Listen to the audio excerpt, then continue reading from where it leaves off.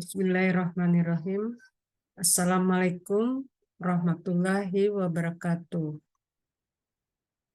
Baik, hari ini kita akan membahas atau mempelajari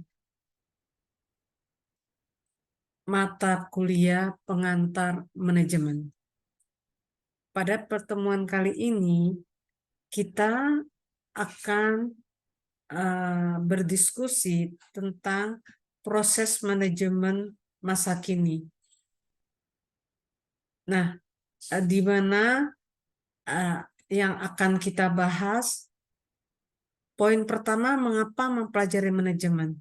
Jadi kita ingin tahu mengapa kita harus mempelajari manajemen. Kedua adalah tugas dasar dari manajerial.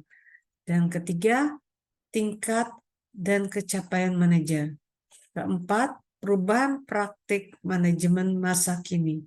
Dan kelima, tantangan manajemen pada lingkungan global.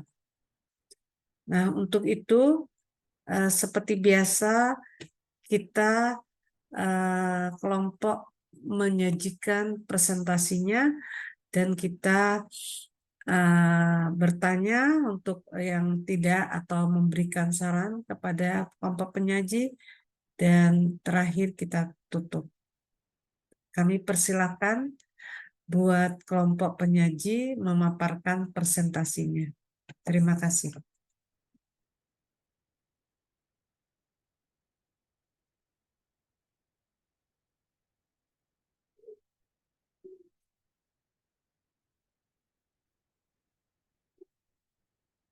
Organisasi serta pengawasan demi tercapainya tujuan. Simpelnya, dalam kehidupan kita, dalam diri kita pribadi, butuh manajemen, manajemen waktu. Waktu adalah sumber daya yang terbatas, yang mudah terbuang begitu saja. Dan waktu adalah sumber daya yang peluangnya itu semuanya sama. Kita memiliki waktu dalam 24 jam dalam sehari. Dan hanya beberapa orang saja yang dapat memanfaatkan atau menggunakan waktu itu seefisien mungkin. Makanya tidak dalam pengerjaan tugas atau apapun itu, ada yang seperti, saya butuh tambahan waktu. Hal tersebut aja bisa dikatakan buang waktu.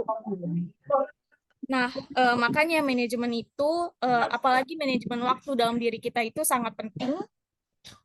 Dan udah banyak berbagai tips ataupun lainnya, cara memanage waktu itu seperti apa. Namun balik lagi kepada diri kita sendiri, bagaimana hal tersebut atau tips tersebut bekerja di diri kita.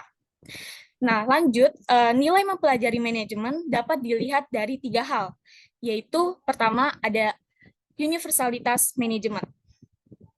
Universalitas manajemen ini dapat dipastikan manajemen diperlukan dalam semua jenis dan ukuran organisasi, baik semua tingkat organisasi dan dalam semua wilayah kerja organisasi dan di semua organisasi dimanapun mereka berada.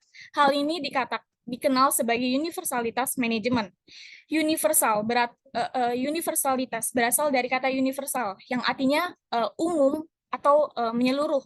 Jadi mau di organisasi rendah atas, organisasi kecil besar, mau di bagian manufaktur, di bagian organisasi laba maupun nirlaba, itu pasti membutuhkan manajemen. Hanya saja porsi pengerjaannya yang berbeda, tingkatannya yang berbeda, karena ya organisasinya dalam bidangnya tingkatannya aja udah berbeda. Namun tugasnya itu tetap sama, seperti pengertian dari manajemen yang di awal tadi.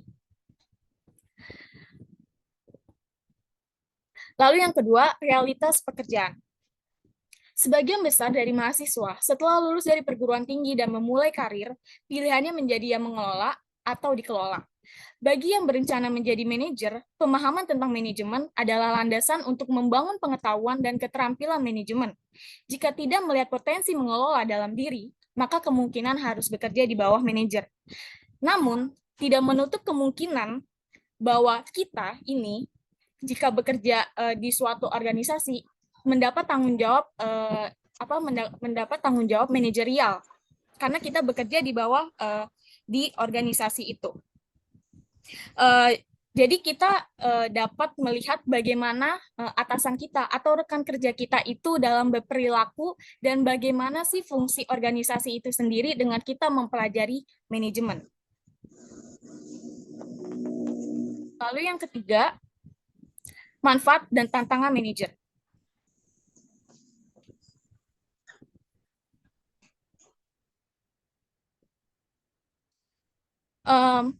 Dengan manfaat dan tantangan manajer. Dengan kita mempelajari manajemen, seseorang yang ingin menjadi manajer itu pasti mendapat gambarannya. Seperti ini loh gambaran kalau misalkan saya akan menjadi manajer dengan kita mempelajari manajemen.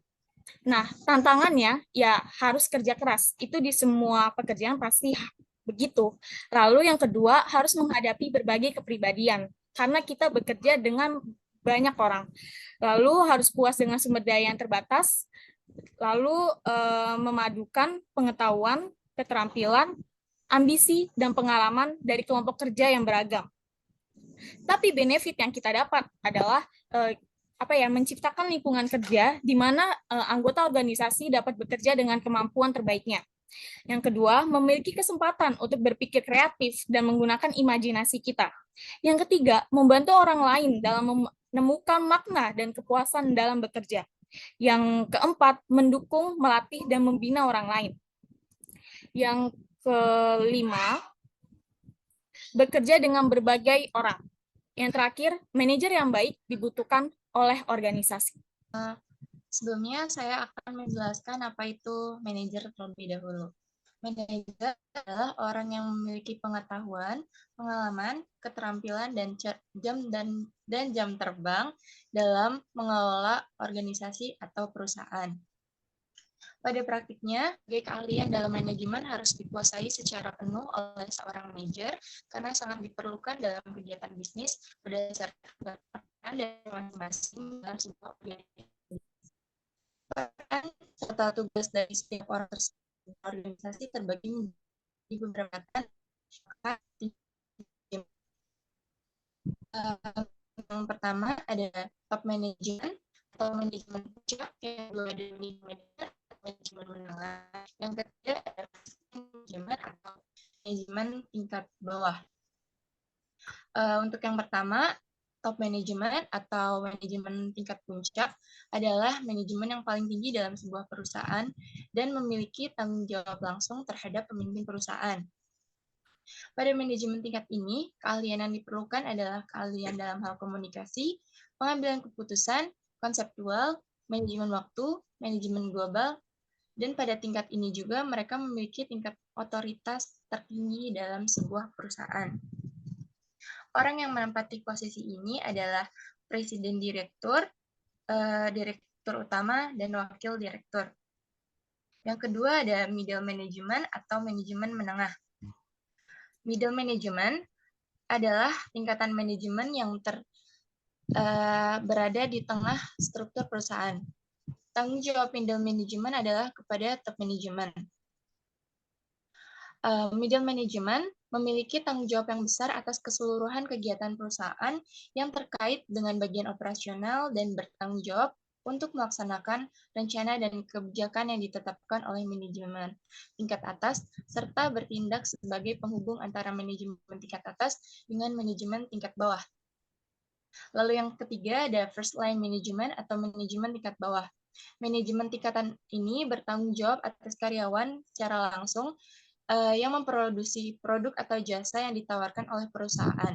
Dengan kata lain, mereka bertanggung jawab atas operasi perusahaan sehari-hari. Perubahan praktik manajemen masa kini. Apa itu perubahan? Perubahan adalah membuat sesuatu menjadi berbeda.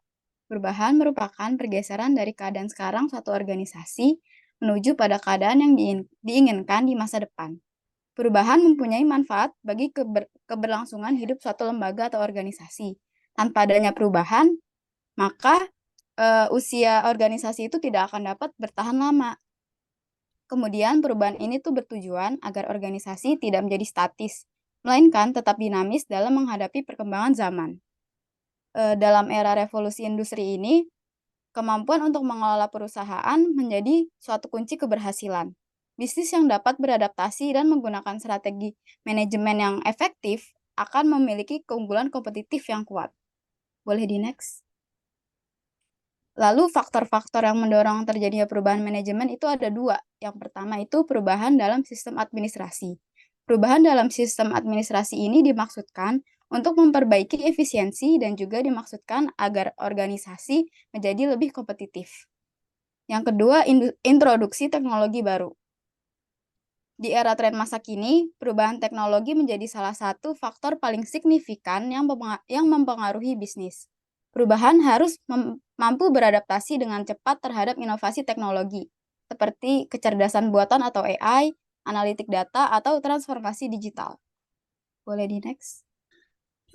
Selanjutnya ada tantangan manajemen pada lingkungan global, di mana manajemen sendiri harus berusaha untuk belajar dan beradaptasi terhadap perubahan dalam lingkungan global. Namun, seringkali mereka mendapati diri mereka gagal karena kurangnya kompetitif. Dan di sini terdapat beberapa tantangan manajemen. Yang pertama, membangun keunggulan kompetitif, di mana keunggulan kompetitif sendiri adalah kemampuan untuk mengungguli organisasi lain untuk menghasilkan barang atau jasa yang diinginkan secara lebih efisien dan efektif dibandingkan pesaingnya. Dan terdapat 4 landasan keunggulan kompetitif yang harus dilakukan, yaitu efisien, kuantitas, inovasi, dan daya tanggap terhadap pelanggan.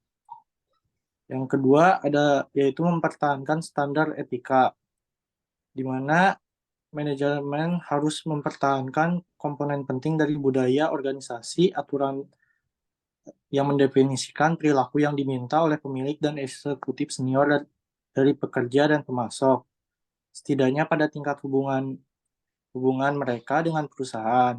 Sistem tata kelola perusahaan akan melakukan upaya yang signifikan untuk mengkomunikasikan dan menegakkan prinsip-prinsip ini. Robi? Ya, baik. Terima kasih. Perkenalkan, nama saya Muhammad Robi Firdaus. Pertanyaan saya adalah, apa sih yang dapat dilihat dari keberhasilan manajer dalam mengelola perusahaan? Pertanyaan dari Robi mengenai bagaimana keberhasilan manajer dalam suatu perusahaan.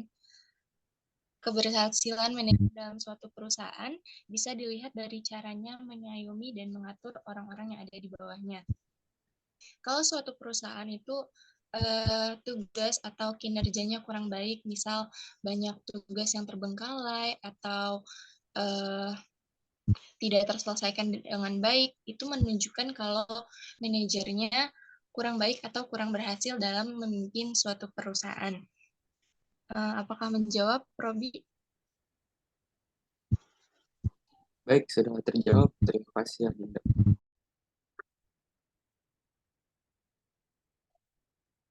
Baik, alhamdulillah kita sudah selesai diskusinya, di mana tadi kelompok penyaji sudah membahas proses manajemen masa kini.